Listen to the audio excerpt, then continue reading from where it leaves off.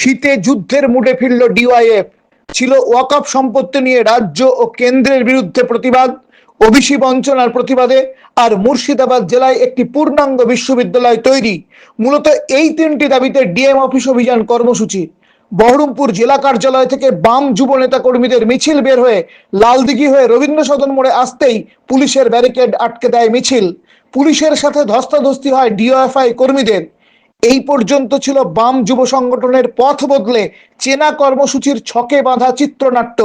কিন্তু সেই চিত্রনাট্যে ভোটের মরশুমে আলাদা বেগ এনে দিল মুর্শিদাবাদ পুলিশ। মিছিল থেকে গ্রেপ্তার করা হলো ডিওয়াইএফআই রাজ্য সম্পাদক ধ্রুবজ্যোতি সাহা, জেলা সভাপতি শাহনওয়াজ ইসলাম সহ 7 জনকে। তার মধ্যে মহিলাও ছিলেন। যে মিছিল রবীন্দ্র সদনেই থেমে যায়, সেই মিছিল গড়িয়ে গেল বহরমপুর থানা পর্যন্ত। বহরমপুর থানার পুলিশের সৌজন্য। বিনা প্ররোচনায় পুলিশ ধরেছে। কমরেডদের নিয়ে মিছিলে হেঁটেছিলাম, কমরেডদের নিয়ে ফিরবো। পুলিশ ঘোষণা করে ততক্ষণ না কমরেডদের ছাড়বে। আমাদেরকে প্রস্তাব দিচ্ছে যে যুবতী কমরেডদের ছেড়ে দিচ্ছি, রাজ্যের সম্পাদক সভাপতি ছাড়তে পারবো না। আমরা বলছি আমরা এটা মানবো না, এখানেই ছাড়তে হবে। সেই জন্যই আমাদের এটা, সেই জন্যই আমাদের এখানে দাবি হচ্ছে সবকে ছাড়তে হবে। শান্তিপূর্ণ দাবি ছিল, অশান্তি করার কোনো প্রয়োজন ছিল না, তাও অশান্তি করলো। শেষ পর্যন্ত কমরেডদের পুলিশ ছেড়ে দেয়। কপালে আঘাত লাগে রাজ্য সম্পাদকের। থানা থেকে বেরিয়ে ধ্রুবজ্যোতি বলেন, পুলিশ তৃণমূলের দলদাস।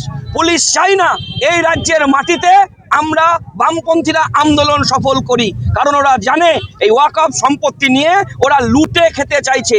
ওরা ওবিসি সার্টিফিকেট নিয়ে লুট করতে চাইছে, সংখ্যালঘু মানুষের উপরে আক্রমণ করতে চাইছে। তাই আমরা বলছি এই পশ্চিমবাংলার মাটিতে খুন, সন্ত্রাস, ধর্ষণের বিরুদ্ধে, লুটেরাদের বিরুদ্ধে নয়া বাংলা গড়ার লক্ষ্যে এই ভারতবর্ষের বুকে, পশ্চিমবাংলার বুকে আমরা যুব আন্দোলন প্রতিদিন লড়াই করছি। আর এই লড়াই করা দমাতে চাইছে, ওরা আমাদের লড়াইকে দমাতে পারবে না।